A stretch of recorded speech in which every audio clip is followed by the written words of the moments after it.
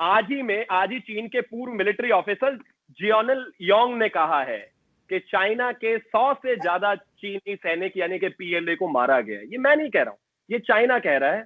ये वो देश कह रहा है जहां से रिपोर्ट्स बाहर नहीं आती। ये वो देश कह रहा है जहां से 70 मिलियन मोबाइल यूजर्स गायब हो गए कोरोना के बाद। और काउंट कितना दिखाया इस दुनिया को उसने, वो आप सब जानते हैं। जनाब जरा सावधान, मेरी चाय में चीनी का नहीं है स्थान, मेरी वर्दी में है नाम नमक निशान। न छत्तीसगढ़ न झारखंड न हिमाचल न बंगाल की बान, सिर्फ तिरंगा मेरा, मैं तिरंगे की आन और शान। तूफान जो उठेगा साहब तो सबकी होगी पहचान, दिया वही रह जाएगा जिस दिए में होगी जान। न सिख न हिंदू न मुसलमान, मैं भारत का फौजी, मैं हिंदुस्तान। जैसा कि आप जानते हैं कि हमेशा से बलूचिस्तान के बारे में बहुत कहा जाता है कि वहां पर इंडियन इंटरफेरेंस है, वहां पे लोग जा रहे हैं और मुदाखलत कर रहे हैं, तो इस चीज को आप किस तरह से देखते हैं? बात नहीं कहूंगा कि ये किसी मुल्क की तरफ से थी, कुछ हमारी अपनी गलतियां हैं, इसमें कोई शक नहीं है। हमारी हैं गलतियां, हमारी जो पुरानी हुकूमतें थी उनकी तरफ से इस किस्म की गलतियां हुई है जिसकी वजह से ये चीज हमें फेस करनी पड़ी। कुछ उसमें पाकिस्तान की अपनी गलतियां भी थी, मैं उससे बिल्कुल इनकार नहीं करता। जिसमें सबसे बड़ा हमें जिस चीज का खमियाजा भुगतना पड़ा तो वो था अफगान जिहाद के नाम से। जब हमने उसमें हिस्सा लिया, उसको हमने जिहाद कहा, तो उसका हमें एक जिसे कहते हैं कि उसको हमें एक फायर बैक मैं कहूंगा कि उससे हमें बड़ा लॉस हुआ। लेकिन जब उसको नो डाउट कि हमारी फोर्सेस ने उसको बहुत अच्छे तरीके से हैंडल भी किया था, बहुत हमें नुकसान भी उठाना पड़ा, लेकिन उस सारी चीजों के बावजूद भी जब तक आपके किसी मुल्क में अगर टेररिज्म होती है तो ठीक है, एक लिमिटेड टेररिज्म, कोई बंदा कोई ग्रुप, मुख्तलिफ ग्रुप्स हमारे यहाँ भी है, मतलब बलूचिस्तान में खैबर पुख्तनख्वा में हमारा पुराना पाटा जो है that is now the part of the Khyber Pakhtunkhwa, तो वहां पे बहुत सारे ग्रुप्स थे छोटे छोटे, लेकिन अगर उनको बैकअप ना हो, क्योंकि ये बगैर फाइनेंस के आप लड़ाई नहीं लड़ सकते। और एक प्रोफेशनल फोर्स के खिलाफ, बेशक वो हिंदुस्तान की फोर्स हो या पाकिस्तान की फोर्स हो, बल्कि या दुनिया की कोई भी फोर्स हो सकती है, उनके खिलाफ अगर आप लड़ते हैं तो उसके लिए आपको कोई ना कोई बैकअप चाहिए। तो इस वजह से ये हमें जो गिला लगा रहता है, ये बहुत सारी चीजें ये कहते हैं कि यार आप बलूचिस्तान में ही करते हैं, वहां पे मिसिंग पर्सन है, वहां पे ये है, वहां पे वो, बिल्कुल होती हैं ये चीजें, मैं उससे बिल्कुल इनकार नहीं करता। लेकिन वहां पर उस इंसर्जेंट्स को एक बैकअप सपोर्ट मिल रही होती है जिसकी वजह से वो एक प्रोफेशनल फोर्स के खिलाफ उनके ऊपर अटैक्स करते हैं, उनकी इंस्टॉलेशन के ऊपर अटैक्स करते हैं, मुख्तलिफ किस्म की जो है वो कार्रवाइयां करते हैं और उससे आपको लॉस होता है। और ये आप समझते हैं कि भारत बैकअप दे रहा है? मेरे ख्याल में सिर्फ भारत की मैं बिल्कुल बात नहीं करूंगा कि बलूचिस्तान में इन्वॉल्वमेंट सिर्फ भारत की है। उसकी वजह यह है कि बलूचिस्तान जो है, बलूचिस्तान में बहुत सारे लोगों के मतलब मैं ये कहता हूं, मैं ये नहीं कहता कि दुबई मतलब एक वो कर रहा होता है, लेकिन दुबई को खतरा है। अगर गवादर पोर्ट ऑपरेट होता है तो उनको खतरा है, अगर गवादर पोर्ट ऑपरेट होता है तो ईरान को खतरा है। मैं ये बिल्कुल इसमें कोई वो शक नहीं कहूंगा, लेकिन मुख्तलिफ तरीकों से हर कोई अपना काम कर रहा होता है। बिल्कुल ठीक।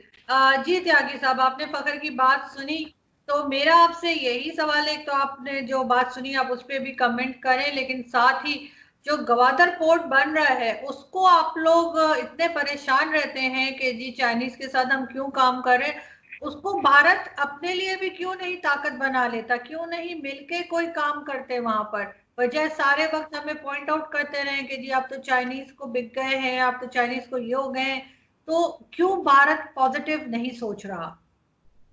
देखिए, सबसे पहले तो हम बलोच की बात करते हैं। जिस तरह से सारी सिचुएशन हुई है बलोच का, अगर मैं बात करूं तो खास तौर पर जितना भी आपका बलोचिस्तान है, पंजाब सिंध है, खैबर पख्तून है, ये जितना टोटल एरिया है करीब 3,47,190 स्क्वायर किलोमीटर है, which is technically 43% of the entire Pakistan. एक चीज। दूसरी तरफ जो सिचुएशन क्रिएट होती है, कहीं ना कहीं हिंदुस्तान को आप कह सकते हैं, लेकिन आपके इंटरनल काउंटर पार्ट कितने ज्यादा हैं। अगर आप बात करें तो बलूचिस्तान लिबरेशन फ्रंट का आप एक नाम लेंगे, इसके अलावा रिपब्लिकन पार्टी वहां की लगातार एक इंडिपेंडेंस के लिए, बलोच के लिए लड़ती रही है। और कहीं ना कहीं सिचुएशन अगर आप सेल्फ उसमें जाएंगे तो देखेंगे कि वहां पर पाकिस्तान और अफगानिस्तान के बीच में जिस तरह से एक सैंडविच की तरह बन गया है बलोच, और जिस तरह से वहां पर कैजुअलिटीज की आए दिन रिपोर्ट्स आती हैं, चाहे वो हिंदुस्तानी मीडिया में हो, चाहे वो अंतर्राष्ट्रीय मीडिया में हो, किस तरह से ब्रूटल फोर्स वहां पर काम करती है, तमाम तरह की चीजें बाहर आती हैं। उसी के बाद जो वहां की लोकल पार्टीज जिनके मैंने आपको नाम गिनाए, वो बाहर निकल कर आती हैं और हमेशा कहती हैं कि बलोच एक इंडिपेंडेंट टेरिटरी होना चाहिए। अभी आपने, मुझे लगता है कुछ ही दिन पहले शायद इंटरव्यू किया था एक व्यक्ति का, तो मैं उनका नाम नहीं लेना चाहूंगा, वो भी उनसे भी आपकी काफी अच्छी इस बारे में बात हुई होगी। हमारा सिर्फ मानना इतना है कि जहां तक बात बलूचिस्तान की है, वो आपका अपना एक इंटरनल इशू है, लेकिन बलूचिस्तान लगातार इस तरह की आवाजें उठाता रहा है। हाँ, कुलभूषण यादव में आपने इंडिया को एक्यूज करने की कोशिश की, लेकिन आपने देखा इंटरनेशनल कोर्ट ऑफ जस्टिस में जब आप गए तो वहां पर आप लगातार जो काउंसलर एक्सेस नहीं दे रहे थे, उसके बाद काउंसलर एक्सेस मिला और तमाम तरह की चीजें। दूसरा, अब जहां तक ग्वादर पोर्ट की बात करें, देखिए चाइना को लेकर अगर हम बात करें, कहीं ना कहीं मेरी बात नहीं है ये, ना हिंदुस्तान की बात है, ना पाकिस्तान की बात है, ना नेपाल की बात है, ना मलेशिया की बात है, ना इंडोनेशिया की बात है, ना रशिया की बात है, ना जापान की बात है। आप मुझे कोई एक ऐसा मुल्क बता दीजिए जो कहीं ना कहीं उनके साथ बॉर्डर शेयर करता हो और उसको टेंशन ना हो। आपने श्रीलंका का देखा, हमनटोटा पोर्ट किस तरह से उन्होंने लिया है, वहां पर महंगे लोन देकर, और क्या सिचुएशन कन्वर्ट करने के बाद आज श्रीलंका किस तरह से सिचुएशन कर रहा है। मैंने पहले भी आपको बताया कि नेपाल ऑलरेडी बहुत परेशानी में उनके साथ चल रहा है। और इसके बाद अगर हम बात करें तो रशिया की तो पूरी जितनी भी सीमा है वो 54,000 स्क्वायर किलोमीटर की, उसी को वो कहते हैं कि ये हमारी है। हमें प्रॉब्लम नहीं है, ना हमें जलन है, ना हमें ये है कि पाकिस्तान क्यों कर रहा है या क्या कर रहा है। हमारे लिए एक सिंपल सी चीज है, अगर हम आज गलवान घाटी का लाइव एग्जांपल लें तो चाइना अपनी स्टैंड पोजीशन से 2 किलोमीटर पीछे गया है। सिचुएशन ये है कि ये जो एक्सटेंशनिस्ट नीति है, मेरे देश के प्रधानमंत्री ने अभी जाकर नीमू में कहा क्लियर कट कि देखिए वो जो विस्तारवादी सोच है, वो जो एक्सटेंशनिस्ट सोच है, वो अब इस दुनिया में नहीं चलने वाली। बहुत छोटे छोटे मुल्क हैं जो आने वाले समय में बहुत अच्छा करेंगे और अभी भी बहुत अच्छा कर रहे हैं, लेकिन एजेंडा ये होना चाहिए इसके पीछे कि हम विस्तारवाद की जगह विकासवाद की बात करें। किसी भी कंट्री का जो बॉर्डरिंग स्टेट है, अगर उनका एक रिलेशनशिप टाइज मजबूत होती है तो ये बहुत बेहतर है उन दोनों के लिए, लेकिन वो किस कॉस्ट पर मजबूत हो रही है, वहां एक प्रॉब्लम वाली बात है। सबसे ज्यादा इंपॉर्टेंट चीज है, हिंदुस्तान ने आज जो अपना स्टैंड बिल्कुल क्लियर किया है। ऐसा नहीं है कि हमारा ट्रेड नहीं था चाइना से, लेकिन समय के साथ साथ जैसे चीजें एक्सपोज होती गई और दुनिया में चारों तरफ से चाइना के लिए कॉमन मिनिमम कंसेंसस बनता गया, आज देखिए किस तरह से एक्सपोज है चाइना। आज दुनिया में कोई एक कंट्री बता दीजिए आपको छोड़कर जो उनके साथ खड़ा हुआ हो। मैं सिर्फ इतना कहना चाहता हूं कि बॉर्डरिंग स्टेट्स का साथ में रहना बहुत अच्छी बात है, आप उन्हें तो नहीं बदल सकते, जाहिर है पड़ोसियों को तो कभी नहीं बदला जा सकता। बेहतर हो कि आप एक अच्छे ट्रेड रिश्ते में आए, आप चीजें आगे अच्छा करें, कोई दो राय नहीं है। लेकिन जब आपको आपकी सीमाओं को, आपके व्यापार को, आपके ट्रेड को उससे फर्क पड़ने लगे, उससे नुकसान होने लगे, किस तरह से आपने देखा होगा किस तरह से लगातार जापान ने भी और अमेरिका ने भी कितनी बार इनको वार्निंग्स दी हैं। क्या सिचुएशन और क्या रिजल्ट्स आए हैं वो सब आपके सामने है। एक बात इन्होंने की मोदी जी की कि उस दिन वो ले गए हुए थे, मैंने उनकी पूरी स्पीच देखी थी। मैंने टीवी लगा के उनको मैंने बिल्कुल गौर से सुना कि मोदी जी जिस तरीके से मोदी जी मशहूर है, बड़े अग्रेसिव प्राइम मिनिस्टर है आपके, क्योंकि मैंने उनको जब पिछले आपका इलेक्शन हुआ था, अभी वो इलेक्ट होके आए, तो उसमें वो यकीन करें जब वो तकरीर करते थे तो उनका मतलब एक होता था, कहते हैं यार ये पाकिस्तान से शुरू होकर पाकिस्तान को 2-3 उसने सुनानी थी, एक सर्जिकल स्ट्राइक किया बालाकोट में, खैबर पख्तूनख्वा के इलाके में, तो उसका वो जिक्र बड़ा मतलब कैटेगोरिकली करते। लेकिन जब ले में वो मौजूद थे, मुझे इस बात से बड़ी हैरानगी हुई। मैं पूरी तकरीर मैंने सिर्फ इसलिए मोदी जी की सुनी कि मैंने कहा यार ये चाइना को भी, ठीक है हम तो बड़े कमजोर मुल्क है यार, पाकिस्तान तो कुछ भी नहीं है, हिंदुस्तान से एक छोटा सा मुल्क अलग हुआ है, उसकी क्या इतनी वो है, न इतनी बड़ी इकोनॉमी, न इतनी बड़ी पॉपुलेशन, न इतनी बड़ी टेक्नोलॉजी, न इतने बड़े सफारती ताल्लुकात, कुछ भी नहीं उस तरीके से जो हिंदुस्तान का है। भाई अमेरिका खड़ा है, रशिया खड़ा है, पता नहीं बड़े बड़े यूरोप खड़ा है, ऑस्ट्रेलिया के साथ उनके बड़े क्लोज रिलेशनशिप है, बहुत मतलब एक पता नहीं कितने ट्रिलियन की इनकी इकोनॉमी, हमारी तो क्या है 200-250 ट्रिलियन की जो है बिलियन की इकोनॉमी, तो बड़ा फर्क है। तो मैंने कहा मोदी जी को कहेंगे चाइना के शी जिनपिंग साहब, आपकी क्या हैसियत है कि आपने मेरे जो है 20 या 22 जवानों को आपने गलवान में मारा। एक्सपेक्ट उनसे कहा था कि वो चाइना को भी इस तरीके से आंखें भी दिखाएंगे और जरा, बेशक हमला नहीं करता, कोई भी मुल्क आज के दौर में नहीं लड़ता डायरेक्टली, लेकिन एटलीस्ट जब आप फौज के सामने बॉर्डर पे खड़े, और उस बॉर्डर पे कि जहां पे आपके एक हफ्ता पहले 20-22 लोग मारे गए और आपके जो है 30 या 40 या 50 जितने भी हुए वो आपके सीरियस इंजर हुए। यकीनन चाइना की भी कैजुअलिटीज हुई, उन्होंने छुपाई या जो भी किया उन्होंने अलग कहानी है, लेकिन उन्होंने अटैक आपके फौजियों के ऊपर किया, तो उसका जवाब उसी तरीके से देना चाहिए जिस तरह वो पाकिस्तान को आंखें दिखाते हैं और कहते हैं मैं 2 चपेड़े लगाऊंगा ना तुम्हारी औकात में याद दिला दूंगा। इस तरीके से मैं एक्सपेक्ट कर रहा था। जी त्यागी जी, आपने बात ठीक सुनी है। तो बिल्कुल इतने फौजी आपके शहीद किए हैं चाइना ने, लेकिन उस तरह से जवाब नहीं दिया मोदी जी ने।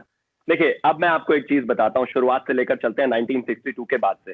पहले थोड़ा सा अमेरिका के परिप्रेक्ष्य में बात करते हैं। मेरे मित्र ने कहा, फकर ने, कि अमेरिका को अगर कुछ चीज चाहिए या फिर वो किसी चीज में इंटरेस्टेड होता है तो वो सिर्फ और सिर्फ बिजनेस है, या फिर जिस तरह से इकोनॉमी चाइना की बढ़ती जा रही है उससे उसको टेंशन है। आप एक चीज बहुत समझ लीजिए अच्छी तरह से, चाहे वो बायलैटरल टाइज हो, चाहे ट्राइलैटरल टाइज हो, चाहे किसी भी देश के किसी भी देश से संबंध हो, यहां पर ऐसा बिल्कुल नहीं है कि मेरी किसी देश से रिश्तेदारी है तो इसलिए संबंध चलेगा। यहां पर वो परिवार वाला माहौल नहीं है। हर कोई मुल्क हर किसी से अगर जुड़ा हुआ है तो सम वे और दी अदर कहीं ना कहीं उनके इकोनॉमिक ट्रांजैक्शंस को लेकर, उनके फायदों को लेकर, चाहे वो अमेरिका हिंदुस्तान से जुड़ा हुआ हो, चाहे वो चाइना किसी और से जुड़ा हुआ, पाकिस्तान चाइना से जुड़ा हुआ हो, हर जगह इकोनॉमी ही इन्वॉल्व है। हर जगह कोई अपना देश दूसरे देश से कैसे बेहतर बन सकता है, हम उससे क्या टेक्नोलॉजी ट्रांसफर ले सकते हैं, क्या हम उससे डिफेंस में फायदा ले सकते हैं, इंटरनेशनल स्तर पर क्या हमें फायदे हो सकते हैं। तो अगर आप ये कहते हैं कि अमेरिका मुझे इस वजह से कर रहा है तो इस वजह से ही सही, क्योंकि उसका सीधा रीजन ये है कि जो पॉलिसी चाइना की है वो वर्ल्ड वाइड सक्सेसफुल आज के जमाने में नहीं है। जब मोदी जी कहते हैं कि डेवलपमेंट इज द की, एक्सटेंशनिस्ट या फिर विस्तारवादी चीज नहीं चल सकती। आप एक चीज बताइए, फकर साहब बहुत पढ़े लिखे जर्नलिस्ट हैं, मैं सिर्फ सीधा पूछना चाहता हूं, एक चीज बताइए, 16 मुल्कों से आप अपने बॉर्डर शेयर करते हैं जो धरती पर हैं, 23 मुल्कों से आपकी लड़ाई है। आप एक चीज बताइए, इंडिया गलत हो सकता है या फिर चाइना गलत, इंडोनेशिया गलत हो सकता है, जापान गलत, कितने मुल्क गलत होंगे? कहीं ना कहीं आप जो देख रहे हैं उनकी सिचुएशन वो आपके सामने है। अब आ जाते हैं कि चलो अमेरिका को इस वजह से दिक्कत है चाइना से कि भाई वहां पर उनकी जो इकोनॉमी जिस तरह से बढ़ रही है वो बहुत खतरनाक लगता है उनको, कहीं ना कहीं वो वर्ल्ड वाइड लीड करेंगे। लेकिन साहब जापान क्यों परेशान है? इंडोनेशिया इतना सा मुल्क है, मैंने पिछली बार भी कहा था, इतना सा मुल्क है। मलेशिया इतना सा मुल्क है, क्यों परेशान है इनसे? भारत आए दिन आप देख ही रहे हैं क्या सिचुएशन, श्रीलंका आप देख ही रहे हैं, नेपाल ने भरोसा किया था, देख लीजिए उनकी रिपोर्ट्स पढ़ लीजिए क्या सिचुएशन है। प्रॉब्लम चाइना या चाइना की इकोनॉमी नहीं है। आप अगर आगे बढ़ रहे हैं, डेवलप्ड लेवल पर डेवलपमेंट करना चाहते हैं, आप आगे बढ़ना चाहते हैं, कोई नहीं रोक सकता। लेकिन जब आप अपने बॉर्डरिंग स्टेट्स को परेशान करना शुरू कर देते हैं, जब कहीं ना कहीं आप होता क्या है कि जब आप बॉर्डर पर होते हैं, जैसे हमारा एलएसी है चाइना के साथ, वहां पर एक वर्ड होता है क्रीपिंग। क्रीपिंग का मतलब होता है रेंगते हुए आगे जाना। उनकी आदत है जहां पर भी बॉर्डर डिसाइडेड नहीं है, और अगर बॉर्डर डिसाइडेड है भी तो भी क्रीपिंग करते हुए, रेंगते हुए, आज 2 फीट कल 3 फीट, जो स्टेटस को रहता है उसको मेंटेन ही नहीं रहने देते हैं। कहीं ना कहीं आने वाले समय में ये पूरी दुनिया उनके खिलाफ क्यों खड़ी है? अब आ जाते हैं मोदी जी पर। आपने जो कहा कि मेरे देश के लीडर हैं, आरजू तो खासतौर पर आती रहती है इंडियन टीवी चैनल्स पर, और कमाल की बात यह, बड़ा कोइंसिडेंस कि आपकी लैंग्वेज और उनकी लैंग्वेज जब आपने बोलना शुरू किया वो शुरुआत से ही मैच होने लग गई थी। तब अगर आप नहीं भी नाम तो मैं लिख देता। लेकिन इंपॉर्टेंट ये नहीं है, आप एक चीज समझिए, जब आप ईस्टर्न लद्दाख की बात करते हैं, जब आप बात करते हैं अरुणाचल प्रदेश की, वहां पर हिंदुस्तान का कोई भी, अगर हमारे यहां से डिफेंस मिनिस्टर भी जाते थे ना, तो हमेशा चाइना चिल्लाता था, एक पूरी जोर से ताकत के साथ ग्लोबल टाइम्स में लंबा चौड़ा भाषण लिखता था और कहता था कि ये जो हिंदुस्तान यहाँ पर आ रहे हैं, जो डिफेंस मिनिस्टर यहाँ पर आ रहे हैं, हमें इस पे एतराज है, हम इनको नहीं आने देंगे और ये गलत है, कहीं ना कहीं ऐसा नहीं होना चाहिए। आपने एक भी ग्लोबल टाइम्स हेडलाइन सुनी आज? मेरे देश के प्रधानमंत्री वहां खड़े होकर बहुत लंबा चौड़ा भाषण देकर आए। विस्तारवादी नीति किसकी है? रोज आप अखबार में जर्नलिस्ट हैं तो लिखते भी होंगे और पढ़ते भी होंगे, सब जानते हैं एक्सटेंशनिस्ट कौन है, चाइना है। खुलकर कहा हिंदुस्तान के बारे में हिंदुस्तान के प्रधानमंत्री ने कि सुनिए, आप जो ये नीति चला रहे हैं ये अब चलने वाली नहीं है।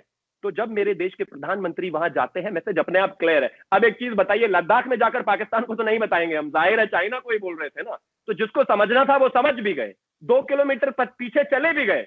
लेकिन जिन्होंने सरेंडर गांधी कहा और जिनके साथ मैं अभी बहस कर रहा हूं वही नहीं समझे, बाकी सारी दुनिया भी समझ गई, आरजू काजमी भी मुस्कुरा रही है वो भी समझ गई, चाइना ग्लोबल टाइम्स भी समझ गया, पीएलए भी 2 किलोमीटर पीछे चला गया, लेकिन आप समझना नहीं चाहते। देखिए बात बिल्कुल साफ है। मैं आपको एक छोटा सा एग्जांपल और देता हूं। आज ही चीन के पूर्व मिलिट्री ऑफिसर जियोनल योंग ने कहा है कि चाइना के 100 से ज्यादा चीनी सैनिक यानी कि पीएलए को मारा गया। ये मैं नहीं कह रहा हूं, ये चाइना कह रहा है, ये वो देश कह रहा है जहां से रिपोर्ट्स बाहर नहीं आती, ये वो देश कह रहा है जहां से 70 मिलियन मोबाइल यूजर्स गायब हो गए कोरोना के बाद, और काउंट कितना दिखाया इस दुनिया को उसने, वो आप सब जानते हैं।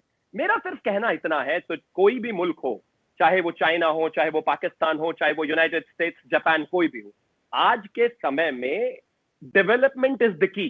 आप भी और मैं भी, आप जब आजाद हुए सेम टाइम हुए, सारी चीजें हुई। हिंदुस्तान कहां पहुंचा है आप जानते हैं, पाकिस्तान कहां है आप अच्छी तरह से जानते हैं, चाइना और भी कहां है ये भी आप जानते हैं। लेकिन द पॉइंट इज, आज के जमाने में व्यापार करना एक मजबूरी हो सकती है, लेकिन आप अपनी सीमाएं कॉम्प्रोमाइज करके नहीं कर सकते। आप एक चीज बताइए, जब मई तक का स्टेटस क्वो था, सारी चीजें थी, और आप ही मुझसे कह रहे हैं कि मेरे देश के 20 जवानों को उसने शहीद किया, वो अलग है कि हमने उनके 56 से ज्यादा जवानों को शहीद किया और कुछ चाइनीज कह रहे हैं 100 से ज्यादा, तो गलत कौन हुआ?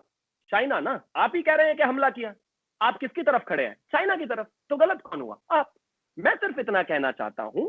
और जहां तक आपने शुरुआत में एक बहुत लंबा स्टेटमेंट उसको भी, आतंकवाद को भी लेकर दिया था कि सबसे ज्यादा अगर कोई परेशान है आतंकवाद से तो वो पाकिस्तान ही है। तो साहब एक चीज देखिए ना, दीमक अगर मेरे घर में लगेगी तो सबसे पहले परेशान और सबसे ज्यादा परेशान मैं ही होऊंगा, फिर बाद में जाके मेरे पड़ोसी और उसके पड़ोसी और उसके पड़ोसी होते रहेंगे। लेकिन इसका परमानेंट सोल्यूशन तो होना चाहिए ना।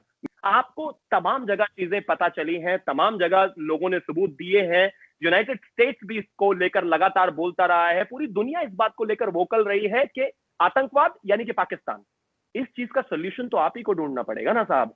अगर आप नहीं ढूंढेंगे तो दुनिया तो कहेगी ही, वो तो नॉर्मल है। अब भाई ओसामा बिन लादेन, भगवान ना करे और आपकी भाषा में तौबा तौबा तौबा, अगर हिंदुस्तान में मिल गया होता तो इमेजिन कीजिए हमारे देश को क्या कह रहे होते लोग। लेकिन ऐसा नहीं हुआ है और ये रियलिटी है, इसको ना आप चेंज कर सकते ना मैं। लेकिन आज ये बात, इस बात को भी कोई मानने को मतलब तैयार नहीं है कि कहीं ना कहीं आपने उसको सपोर्ट नहीं किया। अगर सरकारों ने सपोर्ट नहीं किया होता तो इतने फल फूले नहीं होते। आप देखिए ना, प्रॉक्सी वॉर की तरह लगातार इस्तेमाल करना टेररिज्म को कहां तक सही है? 71 में आपने बांग्लादेश को कहा, हम लगातार कहते हैं। जिस तरह से इंडिया ने वहां पर रोल प्ले किया वो इंपॉर्टेंट है। आज बलूचिस्तान की जो कैजुअलिटीज और जो चीजें निकल कर आ रही है, खैबर पख्तून में क्या हो रहा है आप अच्छी तरह से जानते हैं, पंजाब सिंध में क्या हो रहा है आप अच्छी तरह से जानते हैं। जिसको आप आजाद कश्मीर का नाम देते हैं वो आपने लड़ाई करके छीना बेईमानी के बाद, आप जानते हैं। 27 सितंबर 1947 में जो अग्रीमेंट हुआ था उसमें पाकिस्तान कहीं नहीं था, आपके कायदे आजम भी कहीं नहीं थे, उनका कहीं नाम भी नहीं था। गूगल करेंगे, अग्रीमेंट निकल जाएगा 2 मिनट में, उसके बाद आप समझेंगे उसको कि वहां से ही शुरुआत हो गई थी इस चीज की।